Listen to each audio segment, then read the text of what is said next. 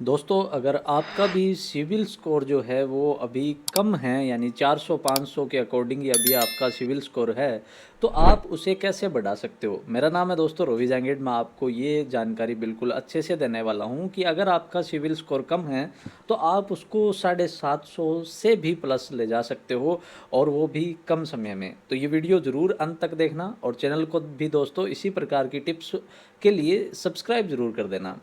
दोस्तों, आपको क्या करना होता है, सबसे पहले सिविल स्कोर को मेंटेन करने के लिए आपकी जो अकाउंट की ट्रांजैक्शंस है उनको काफ़ी जो है मतलब बढ़ाना पड़ेगा, यानी लेन देन आप काफ़ी कीजिए। अगर आपका जैसे पैन कार्ड है और उसको आप सिक्योर रखोगे, आप अपना आधार कार्ड सिक्योर रखोगे, ये कारण ये होता है कि छोटी छोटी गलतियां भी है ना आपको भारी पड़ सकती है।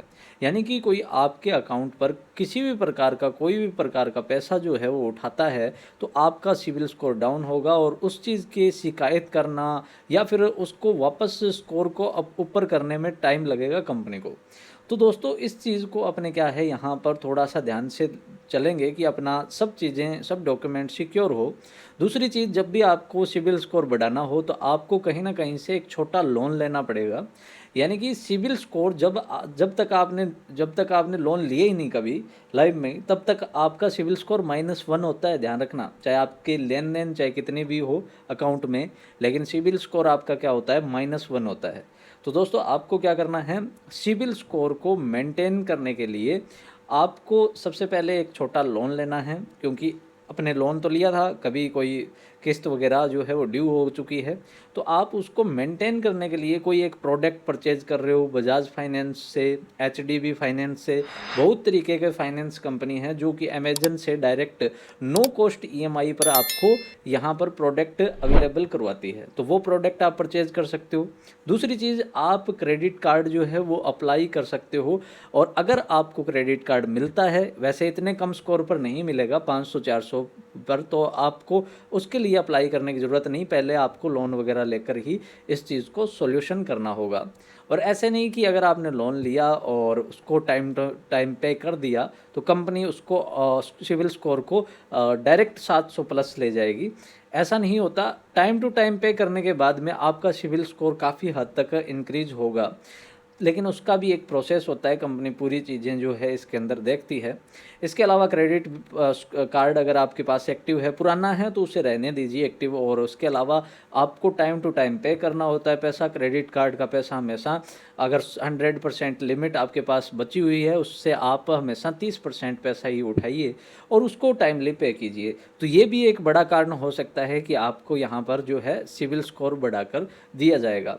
इसके अलावा दोस्तों, अपने बार बार चेक करते रहते हैं सिविल स्कोर कितना है कितना। हाँ, फ़ोन पे गूगल पे इन एप्लीकेशन से करो, चाहे अपने चैनल पर भी बताया हुआ है कि कैसे करना है, कर सकते हो आप, लेकिन ध्यान रखना कि आपको बार बार कुछ बैंक के अंदर इंक्वायरी नहीं बैठानी है। मतलब आप किसी बैंक में फ़ाइल लगाते हो लोन के लिए, तो आप ध्यान रखो कि वो बैंक पूरा आपको एक मतलब पूरी प्रोसेस के ज़रिए आपका सिविल स्कोर चेक होता है, और बार बार चेक होने के कारण आपको फिर लोन भी नहीं मिलता है।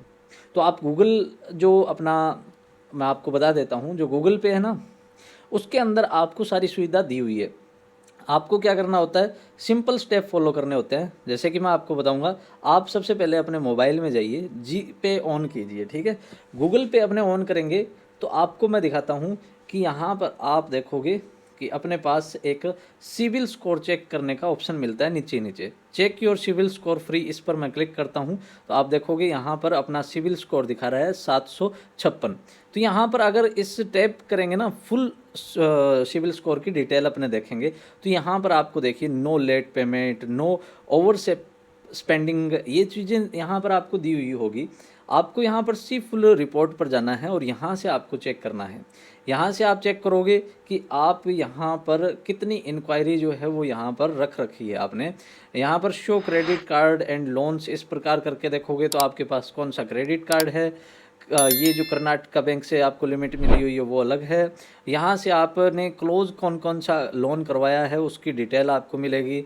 इसके अलावा आप यहाँ पर देखोगे तो आपको यहाँ पर सी फुल रिपोर्ट पर क्लिक करने के बाद में देखिए, अगर अपने यहाँ पर सी फुल रिपोर्ट पर क्लिक करते हैं और न्यू इंक्वायरीज़ देखते हैं, तो यहाँ पर देखिए इतनी इंक्वायरी अब मेरी हो चुकी है। तो प्रॉब्लम ये है, मतलब बार बार क्रेडिट कार्ड के लिए अप्लाई कर किया था, तो कुछ ने दिया कुछ ने नहीं दिया, इसकी वजह से ये इंक्वायरियाँ ज़्यादा होगी और ये धीरे धीरे कम होती जाएगी। वैसे 17 इंक्वायरी है जो गुड के अंदर है, लेकिन मुझे इससे भी कम करनी है और अकाउंट स्टेटमेंट को ज़्यादा रखना है, ट्रांजैक्शन ज़्यादा होनी चाहिए।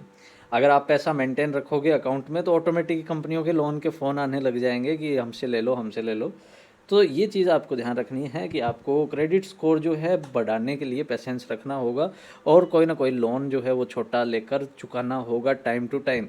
किसी भी प्रकार की कोई भी ईएमआई आपको लेट नहीं करनी होगी, ना पहले भरनी होगी, ना किसी के हाथ में पैसे देने होंगे। डायरेक्ट ऑनलाइन कर रहे हो तो पहले ही 3-4 दिन पहले ही उस ईएमआई को कट कर दो। अगर आप सही टाइम पर ऑनलाइन पेमेंट करते हो, जो कि सही तरीका नहीं होता है, बैंक से कटता है पैसा, वो सही तरीका होता है। अगर आप पहले पे करते हो तो 3-4 दिन पहले पे कीजिए, नहीं तो आपका जो चार्जेस वगैरह होती है, प्लेंटी वगैरह होती है, तो वो लग जाती है। तो सिविल स्कोर बढ़ाने के दोस्तों यही तरीके हैं। इसके अलावा कोई भी प्रकार का जो तरीका है वो आपके लिए मतलब अच्छा साबित नहीं होगा। तो ये जो तरीके मैंने बताए हैं ये जेन्युइन तरीके हैं, इसी प्रकार से आप अपना सिविल स्कोर बढ़ा सकते हो। अगर जानकारी पसंद आई हो तो दोस्तों चैनल ज़रूर सब्सक्राइब कर देना।